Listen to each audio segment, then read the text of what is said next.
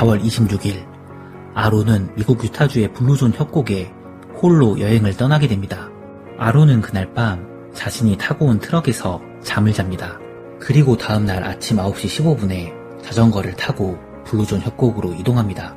블루존 협곡은 17.6km의 길이에 매우 위험한 협곡이었습니다. 그는 자전거를 협곡 입구에 두고 협곡 안으로 걸어 들어갑니다. 오후 2시 45분경 협곡 아래로 내려가는 도중 갑자기 거대한 바위가 위에서 떨어집니다. 약 360km 정도의 바위가 아론의 오른쪽 팔뚝을 깔아뭉개며 벽에서 꼼짝하지 못하게 만들었습니다. 아론은 자신의 여행 계획을 아무한테도 말하지 않았기 때문에 아무도 자신을 구하러 오지 않을 걸 알았습니다. 그는 바위에서 자신의 팔을 빼려고 하였으나 소용없었습니다. 아론은 5일간 2개의 브리토와 사탕 몇 개, 소량의 물로 버티며 팔을 빼내려고 노력하였습니다. 하지만 360km의 바위에 깔린 팔을 빼내는 것은 현실적으로 불가능하였습니다. 물과 음식을 다 소비한 아론은 자신의 소변으로 갈증을 해소하며 버텼습니다. 시간이 지날수록 아론은 자신의 죽음을 직감합니다. 결국 자신의 이름과 생일, 예상 사망일을 벽에 새기고 가족을 향한 작별 인사를 비디오에 녹화합니다. Whoever finds this, please make an attempt to get it to them. Be sure of it. I would appreciate it. 그날 밤 아론의 의식은 점점 사라져갔습니다. 이때 잠시 잠에 든 아론은 꿈속에서 미래의 자신이 자식들과 행복한 시간을 지내는 꿈을 꾸게 됩니다. 아론은 이 꿈이 자신의 생존을 암시하는 꿈이라고 판단하였고 결국 엄청난 결심을 합니다. 바로 팔을 자르고 탈출하는 것이었습니다. 다음날 새벽에 깨어난 아론은 팔을 자를 준비를 합니다. 팔을 먼저 부러뜨린 후 칼과 펜치를 사용하여 팔을 자르기 시작합니다. 이 과정은 마취도 없이 1시간 가까이 진행됩니다. 아론은 스스로 지혈을 하면서 엄청난 고통을 참아내며 스스로 팔을 절단합니다. 이 과정에서 아론은 신체의 25% 정도의 혈액을 소모했습니다. 아론은 순전히 살겠다는 의지 하나만으로 모든 고통을 이겨냈다고 합니다. 결국 아론은 팔을 자르는 데 성공하였습니다. 하지만 안심하기엔 아직 일렀습니다. 탈출에 성공하고 나서도 자신의 트럭까지 27km 정도 남아있었고 휴대전화도 가지고 있지 않았습니다. 잘린 팔로 20m 높이의 절벽을 하강해야 했으며 뜨거운 햇빛 아래서 등반해야 했습니다. 우연히 네덜란드에서 휴가차 놀러온 사람들을 만나 물을 얻어마시고 구조 요청을 하여 결국 아론은 극적으로 탈출에 성공하게 됩니다. 이후 그의 팔은 공원 관계자에 의해 발견되어 회수되었고 아론은 그 팔을 화장하여 사고 장소에 젤을 뿌렸다고 합니다. 이 아론이라는 사람이 협곡에 바위 위에 손이 낀 상태에서 죽을 위기에 처해 있었습니다. 이 아론이 선택한 건 뭡니까? 자기 팔을 자기 스스로 잘라내는 겁니다. 만약에 이 아론이라는 사람이 자신의 팔을 잘라내는 그 결단을 하지 못했다면 과연 어떻게 됐을까요? 당연히 죽었을 겁니다. 그러나 고통스럽고 너무나도 무서웠지만 자신의 팔을 잘라내는 결단을 했습니다. 그래서 그는 살 수 있었던 겁니다. 간단히 말하면 그의 결단이 그의 생명을 살려내었다는 겁니다. 오늘 본문 역시 마찬가지입니다. 신앙에 굉장히 중대한 결단을 내린 아브라함에 대해서 소개하고 있습니다.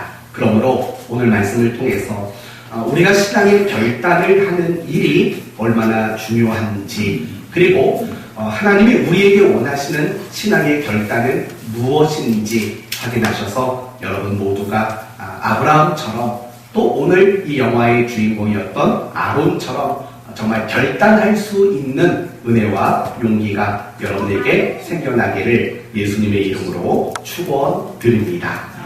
오늘 본문은 아브라함의 후손에 대한 이야기입니다. 우리는 보통 아브라함 하면 아들이 하나만 있을 것이다 라고 생각을 하지요. 이삭. 그러나 아브라함에게는 그 이삭 말고도 7명의 아들이 더 있었죠.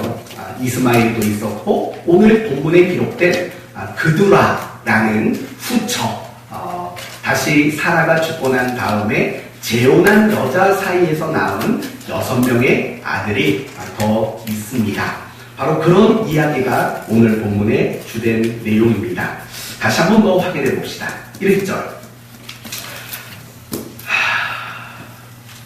아브라함이 이때 나이가 대략 135세에서 139세 정도 되는 나이인데 재혼을 했습니다. 네, 재혼을 했고 재혼한 그 여자의 이름이 그두라입니다. 그두라. 그리고 더 놀라운 건 재혼을 했는데 그 그두라라는 여자에게서 6명의 아들을 더 낳았다라고 말을 하고 있습니다. 그리고 5절과 6절을 보시면 이제 아브라함이 어떤 한 일을 합니다. 자신의 재산을 나누어서 자기의 자식들 모두에게 나누어 줍니다. 그런데 가장 주목할 만한 것은 6절입니다. 6절을 보시면 자기 서자들에게도 재산을 주어 자기 생전에 그들로 하여금 자기 아들 이삭을 떠나 동방 곧 동쪽 땅으로 가게 하였더라. 이삭을 떠나라는 말이 나옵니다. 이 말을 원어적으로 더 가까이 말하면 추방했다라는 말로 더 가깝게 이해할 수 있는 겁니다. 다시 말하면 가나안 땅에 온 가족이 다 살고 있었습니다. 그런데 아브라함이 어느 날 이삭을 제외한 나머지 모든 아들들을 이 가나안 땅에서 추방시켰다라는 겁니다.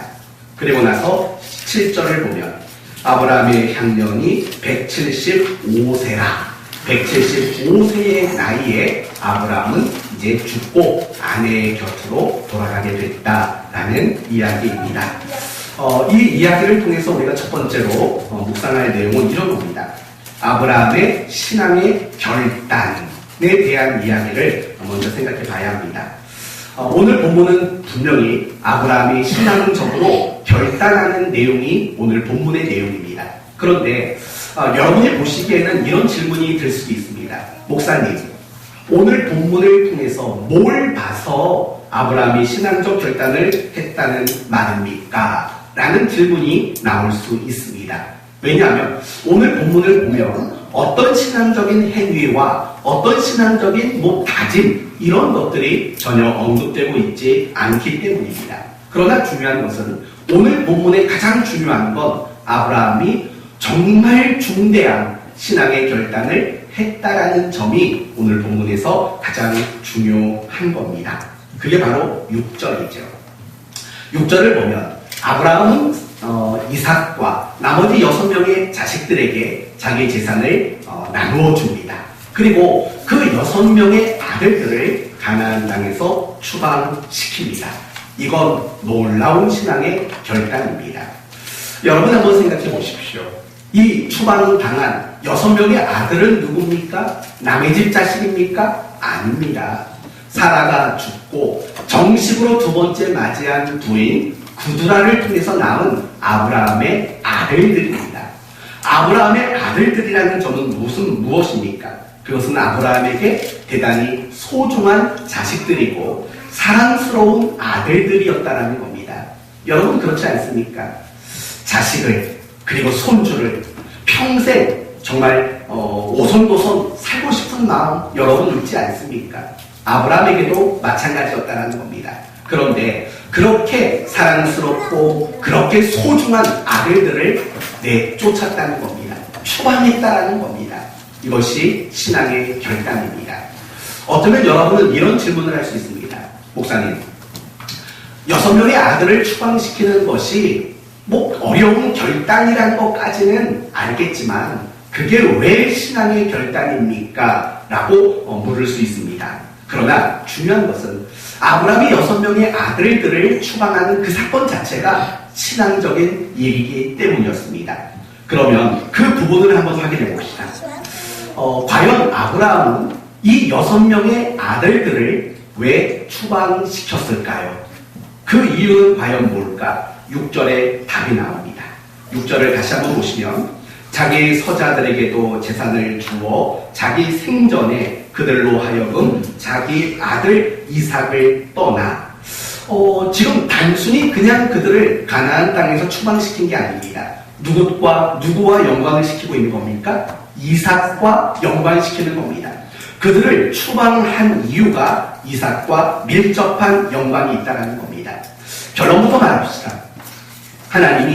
아브라함이 이 6명의 아들들을 추방시킨 이유는 결국 그 가나안 땅을 누구에게만 주려는 의도일까요? 바로 이삭에게만 주겠다라는 의도로 나머지 6명의 아들들을 추방시킨 겁니다. 그렇다면 왜 아브라함은 이삭에게만 가나안 땅을 주고자 했을까요? 단지 이삭에 대한 남다른 사랑, 편애 때문일까요? 그렇지 않습니다. 아브라함이 이 가나안 땅을 이삭에게만 주려고 하는 것은 그 마음속에 있는 편애, 이것 때문이 아닙니다. 그러면 도대체 무엇 때문일까요? 그것은 하나님이 그렇게 말씀하셨기 때문입니다. 다시 말하면 하나님이 그 가나안 땅을 아브라함과 이삭에게만 주겠다라고, 주실 것이라고 하나님이 이미 여러 차례 말씀하셨기 때문이라는 겁니다.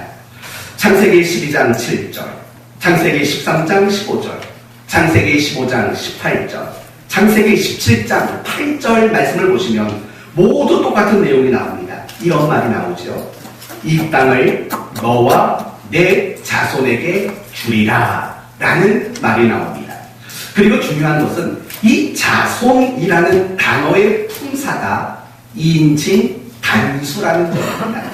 2인칭 단수라는 것은 결국은 그 자손 중에 오직 한 사람에게만 주겠다라는 말이죠.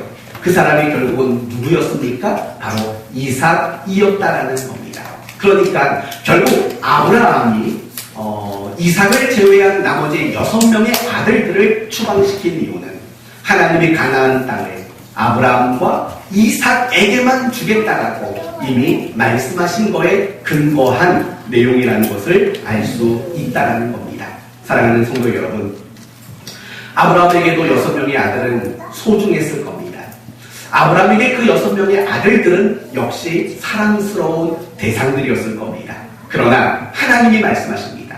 이 가나안 땅은 오직 너와 이삭에게만 줄 거다라는 그 말씀의 근거에서 사랑하고 소중히 여기는 그 아들들을 가나안 땅에서 추방시켰다는 겁니다. 그런 관점에서 본다면 이 아브라함이 6명의 아들들을 추방하는 그 사건은 단지 결단 정도가 아니라 신앙의 결단이라고 우리는 분명히 알 수 있는 겁니다. 그렇습니다. 오늘 본문에 있어서 가장 중요한 것은 아브라함이 하나님의 말씀을 근거로 신앙적 결단을 내렸다라는 점이 가장 중요한 내용이 되는 겁니다. 사랑하는 성도 여러분, 이런 아브라함의 모습을 통해서 우리가 알 수 있는 것이 있습니다. 그것은 신앙 또는 우리의 믿음이 반드시 결단을 통해서 증명된다라는 사실을 우리는 배울 수 있다는 겁니다. 맞습니다.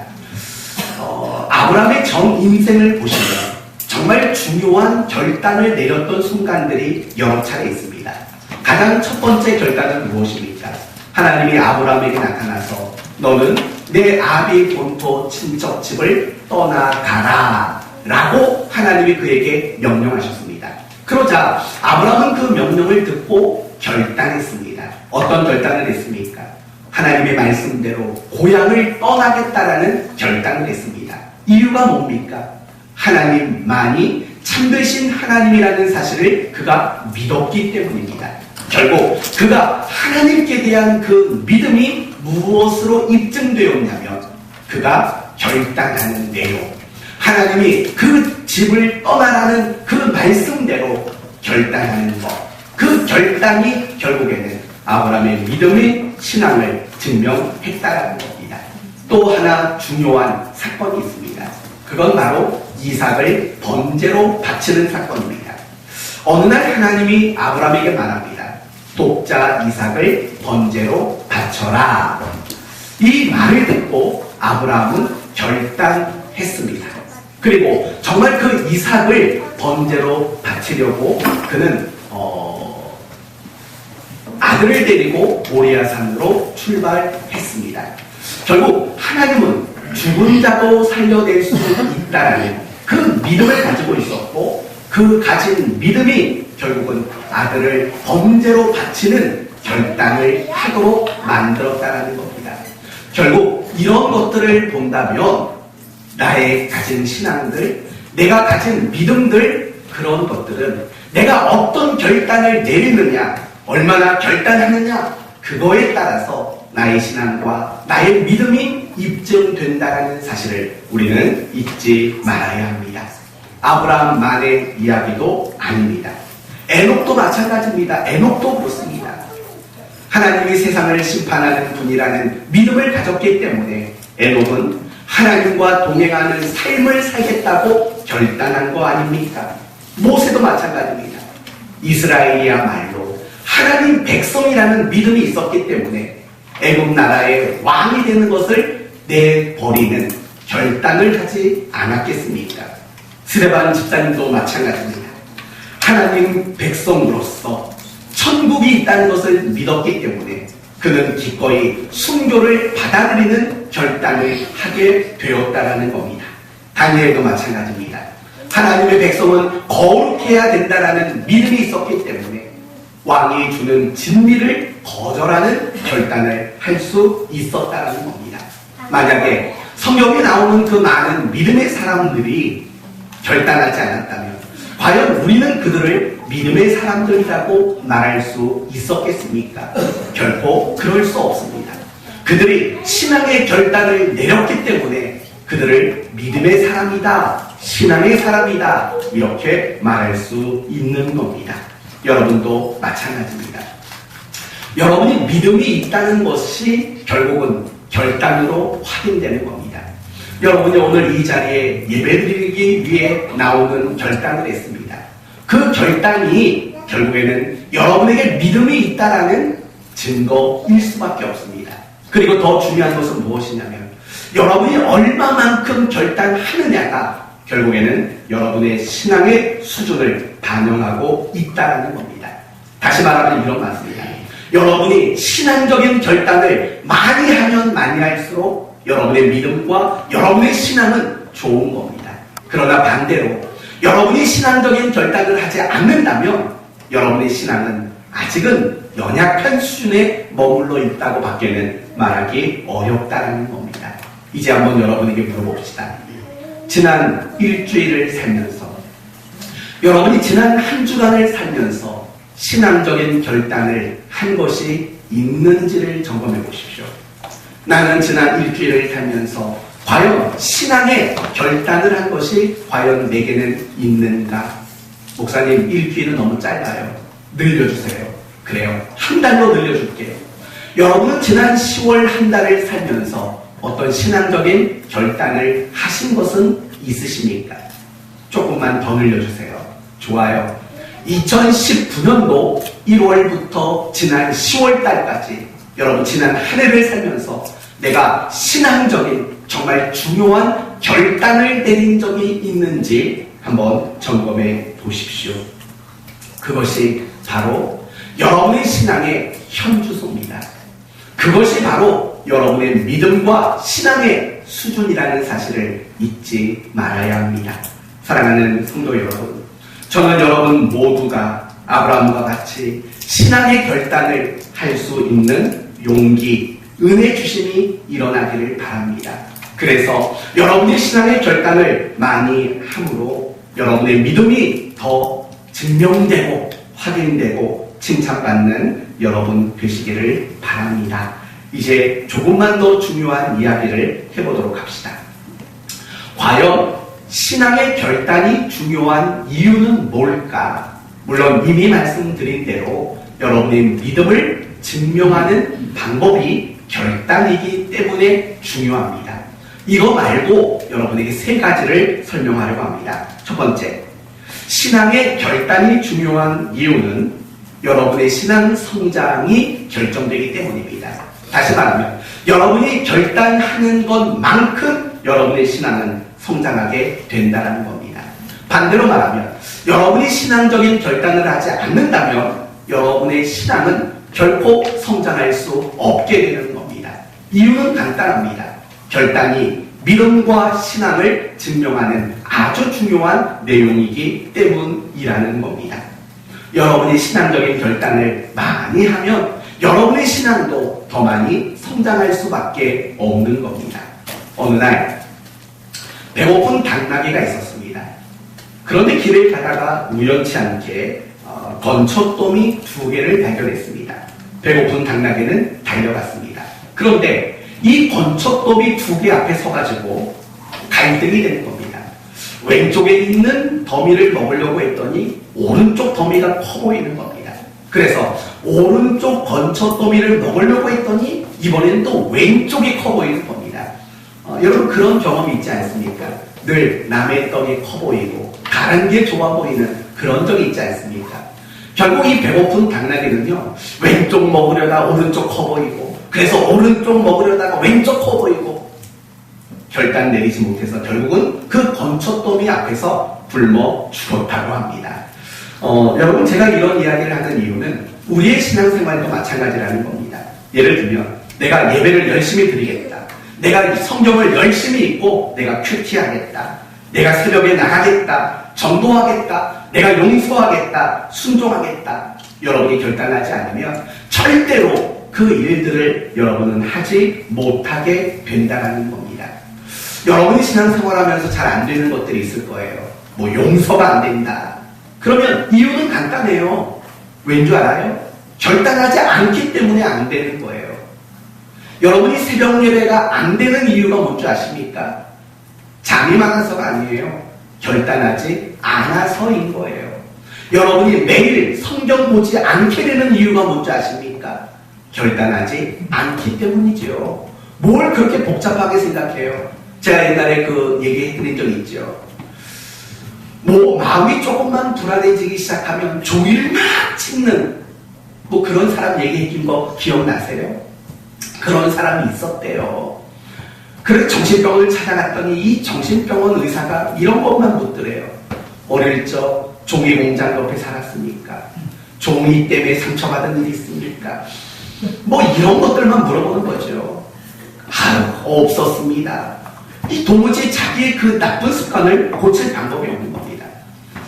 근데 목사님들이 항상 명확한 답을 주지 않습니까? 어느 날 목사님을 찾아갔습니다. 목사님한테 말합니다. 목사님, 저는 마음이 불안해지기 시작하면 자꾸 종이를 찢는 일들을 합니다. 어떻게 하면 좋습니까? 목사님이 딱 한마디 해서 고쳤답니다. 이렇게 말했답니다. 안 찢으면 되는 거 아닙니까? 안 찢으면 되는 거 아닙니까? 근데 진짜 그 말을 듣고 더 이상 종이를 안 찢게 됐더랍니다. 결국 그 말이 무슨 말이냐면 그거예요. 내가 신앙생활이든 뭐든 간에 하고 안 하고는 뭐가 결정하냐면 결국은 결단이 결정하는 거예요. 결단이 결정을 해요. 우리는 자꾸 신앙생활이 어렵다고만 말해요. 당연히 어렵죠. 왜요? 결단하지 않으니까. 내가 하겠다. 내가 정말 하겠다라는 결단을 하지 않으니까 우리는 신앙생활이 다 어렵고 복잡하게 밖에는 느껴지지 않는 거예요. 그래서 결단이 중요해요. 여러분이 신앙의 어떤 결단을 많이 하면 많이 할수록 여러분의 신앙은 성장할 수밖에 없는 겁니다. 여러분 마음으로 이런 생각하지 마세요. 저는 왜 신앙이 성장하지 않을까요? 스스로 물어보세요. 과연 여러분은 신앙의 결단을 하루를 살며 단 한 번이라도 하는지, 한 주간을 살며 신앙의 결단들을 나는 하고 있는지를 생각해 보세요. 아까 물어봤잖아요. 지난 1년 동안 여러분은 정말 중요한 신앙의 결단들을 내린 적이 있냐고 여러분에게 물어본 적이 있지 않습니까? 바로 그거예요. 우리의 신앙이 성장하지 않는 이유는 결단하지 않기 때문이에요. 그래서 결단은 중요하다는 겁니다. 신앙의 결단이 중요한 두 번째 이유는 내가 결단하느냐 안 하느냐에 따라서 행복과 불행이 결정되기 때문입니다. 오늘 본문의 아브라함을 생각해 봅시다. 아들 한 7, 8분 되신 분 계십니까? 그런 분이 안 계시죠? 만약에 여러분 같으면 어떨 것 같아요? 내가 자식이 둘인데 하나를 신앙의 결단을 가지고 추방시킨다. 아유, 당장이라도 나가면 좋겠죠. 뭐 그런 부모도 있겠지요. 분명히 있을 겁니다. 근데 그게 쉬운 결단이겠습니까? 절대 쉬운 결단은 아닙니다.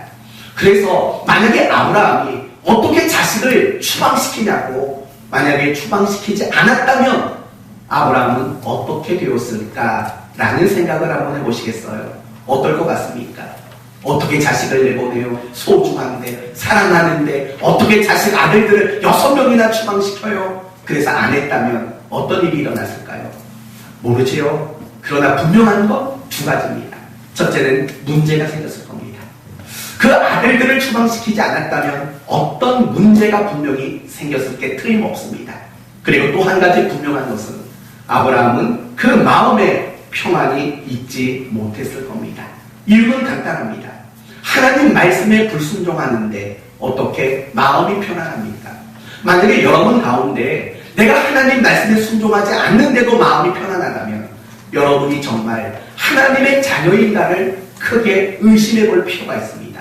그게 아니면 여러분의 영혼이 아주 치명적인 병에 걸려 있다고 밖에는 말할 수 없는 겁니다. 아브라함이 정말 6명의 아들들을 추방하지 않았다면, 결단하지 않았다면 적어도 그 마음은 행복하거나 평안하지 않았을 겁니다. 몇몇 사람들의 예를 들어서 더 설명해 봅시다. 요나를 생각해 봅시다. 어느 날 하나님이 요나에게 이렇게 말합니다. 니느웨로 가서 말씀을 전하라. 여러분, 니느웨가 어떤 나라입니까? 아수르 나라의 수도입니다. 아수르는 어떤 나라입니까? 이스라엘을 괴롭히는, 그리고 곧 이스라엘을 멸망시킬 나라가 아수르입니다. 그런데 그 나라에 가서 하나님의 말씀을 전하라고 명령했습니다. 그 말은 하나님이 그 아수르 나라에도 은혜를 베푸시겠다라는 선언인 겁니다. 그러니까 요나는 너무 싫었습니다. 그래도 요나의 직업이 뭡니까? 선지자 아닙니까? 싫어도 하나님이 하라면 해야 되는 거 아닙니까? 그러나 요나는 하나님의 말씀에 순종하지 않았습니다. 요나는 니느웨가 아니라 도리어 반대 방향이었던 다시스로 가게 되었습니다. 결단하지 않은 거지요? 그렇다면 묻습니다. 그래서 요나에게 일어난 일들은 과연 뭡니까? 그가 풍랑을 만났고 그가 바다에 던져지는 고통과 불행을 그는 겪게 되었다는 겁니다. 그렇다면 요나가 그런 고통과 불행을 겪었던 이유가 뭡니까? 하나님이 원하는 그 신앙적인 결단을 하지 않았기 때문이라고 밖에는 설명할 수 없습니다. 이스라엘 백성들도 마찬가지입니다. 그들이 가나안 땅에 정착했습니다. 그러나 그들은 행복하지 못했습니다. 그들은 주변에 있는 여러 이방 나라들에게 끊임없이 공격을 당해서 그들은 고통과 불행의 연속의 시간들을 보냈습니다. 그래서 여호수아가 그들에게 했던 말이 뭔지 아십니까? 이런 말을 했습니다.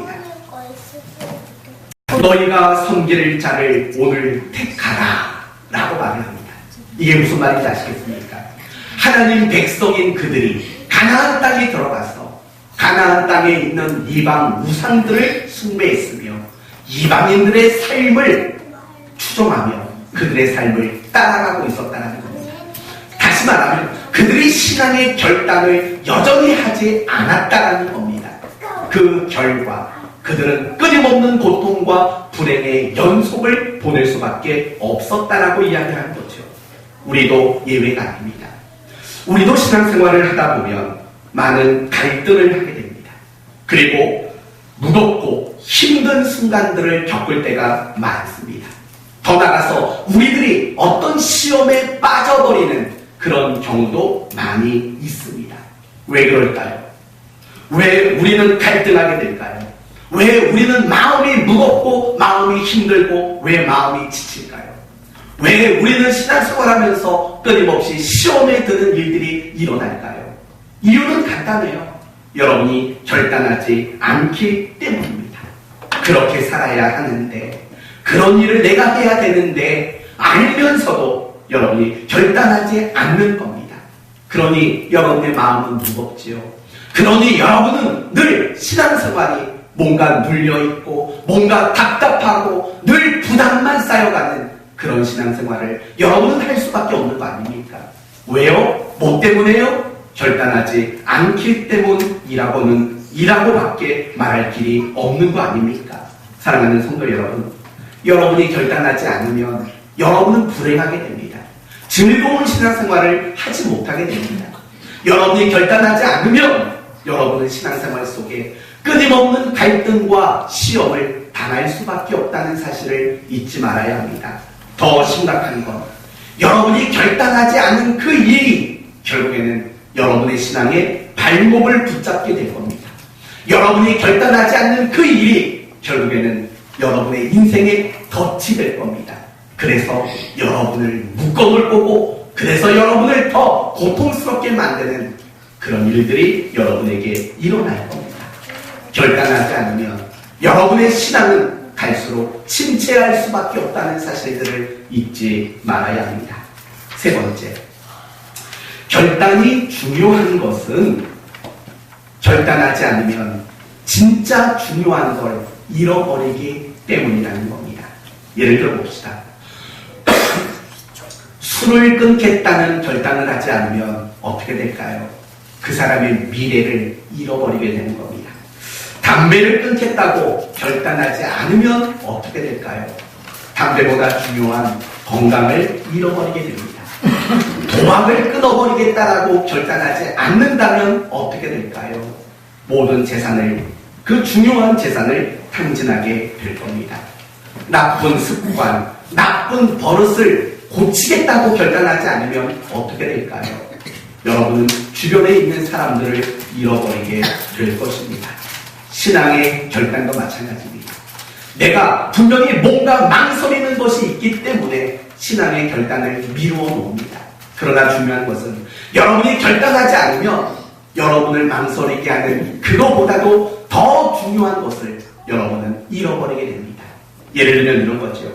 여러분이 신앙의 결단을 하지 않으면 하나님을 잃어버리게 될 겁니다.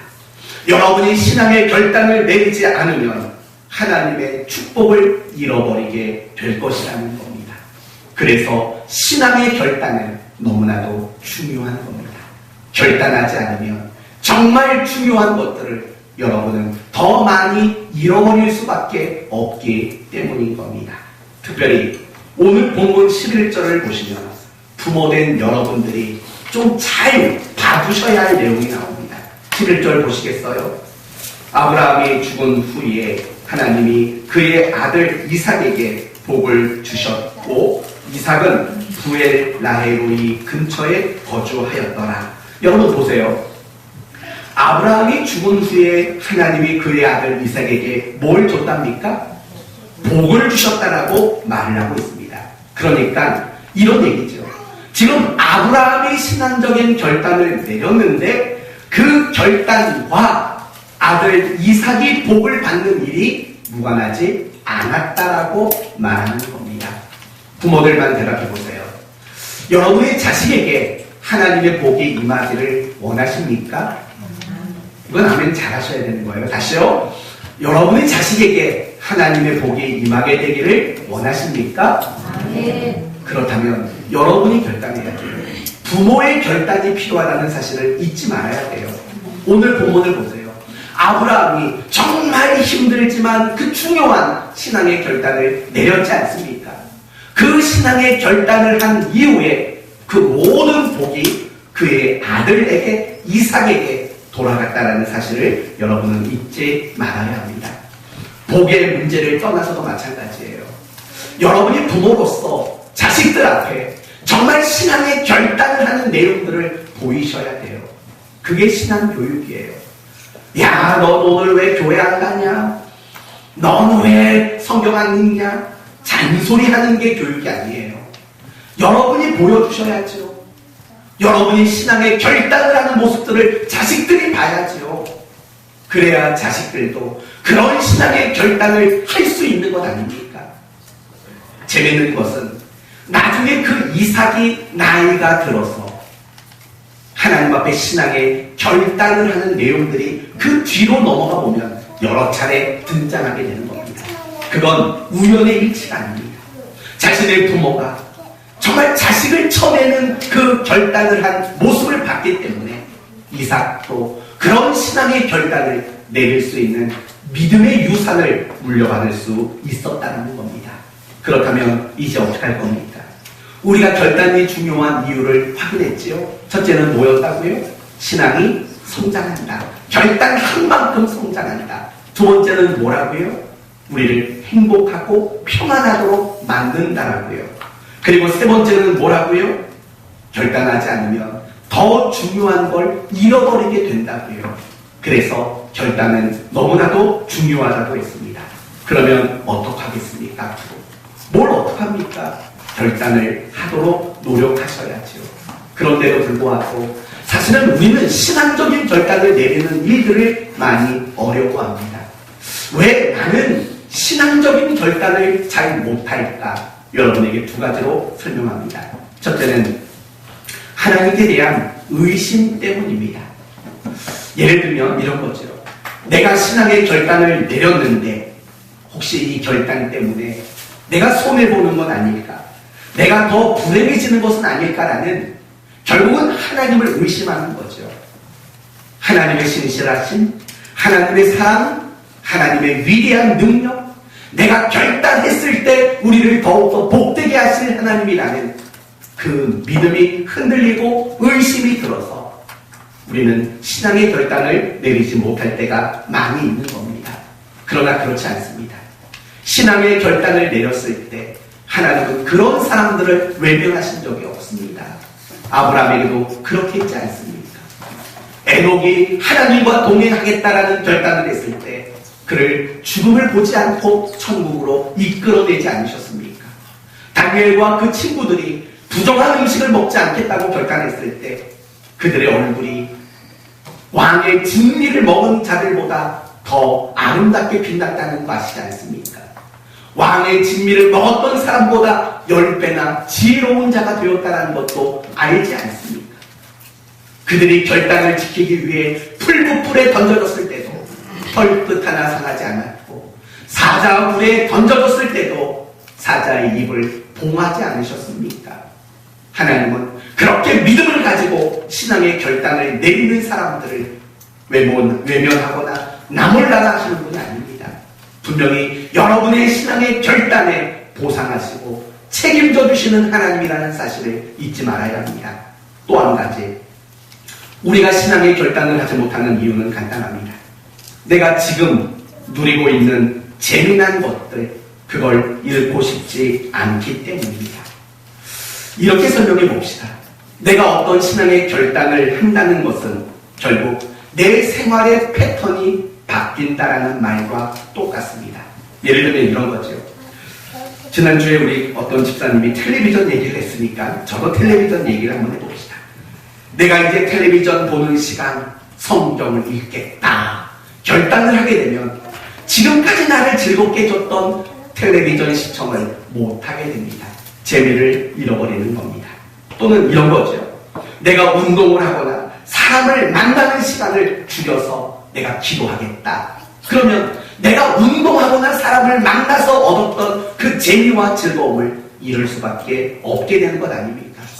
내가 놀러 다니던 그 시간에 교회 가서 예배드리겠다. 이렇게 결단하면 내가 놀면서 얻었던 재미를 또 잃어버리게 되는 겁니다. 내가 잠자던 시간을 좀 줄여서 내가 기도하겠다. 이래버리면 내가 잠을 통해 누렸던 그 편안함과 안락함을 잃어버리게 되는 겁니다. 그거 싫은 겁니다. 내가 신앙의 결단을 하면 내 생활 패턴이 바뀌고 내 생활 패턴이 바뀌면 나를 즐겁게 해줬던 것들, 내가 재미났던 것들 분명히 줄어들 겁니다. 그게 싫은 겁니다. 그래서 우리는 당연히 신앙의 결단을 해야 되는 거 알면서도 우리는 신앙의 결단을 하지 않는 겁니다.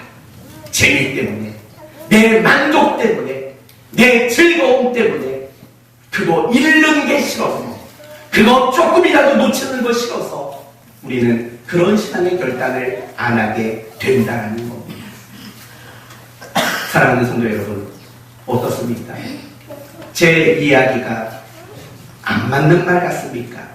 아닙니다. 아닙니다. 너무 정확한 얘기겠죠. 여러분이 신앙의 결단을 하지 않는 이유, 결국 내가 맛보고 있는 재미 놓치고 싶지 않다는 거, 그거 말고는 또 무엇으로 여러분이 설명할 수 있다고 생각하십니까? 그리고 여러분에게 단호하게 말합니다. 언제까지 그 재미 때문에 신앙의 결단을 미루고 살아가시겠습니까? 언제까지 그 재미 맛보는 것 때문에 신앙의 결단을 놓치고 살아가시겠습니까? 신앙은 재미의 영역이 아닙니다. 신앙은 생명의 영역입니다. 이렇게 생각해 보실래요? 나중에 여러분이 정말 중한 병에 걸렸다고 생각해 봅시다. 암에 걸렸다고 생각해 봅시다. 어떻게 하시겠습니까? 강아지 구충제 먹겠습니까? 어떻게 하시겠습니까? 그때 가서도 재미난 거 찾으실 것 같습니까? 아니요. 그때는 재미난 거 찾지 않습니다. 그때는 생명만 찾게 될 겁니다. 그러나 지금은 내가 건강하고 어려운 게 없으니까 우리는 재미만 찾는 겁니다. 재미난 것만 찾고 즐거운 것만 찾는 겁니다. 그러니까 마땅히 해야 될 신앙의 결단을 하지 않게 되는 것 아닙니까? 신앙은 재미와 타협할 문제가 아니라는 거 잊지 마십시오. 그리고 성경의 엄중한 경고를 들으십시오. 성경은 이렇게 말합니다. 화 있을진저 너희 지금 웃는 자여 너희가 애통하며 울리로다.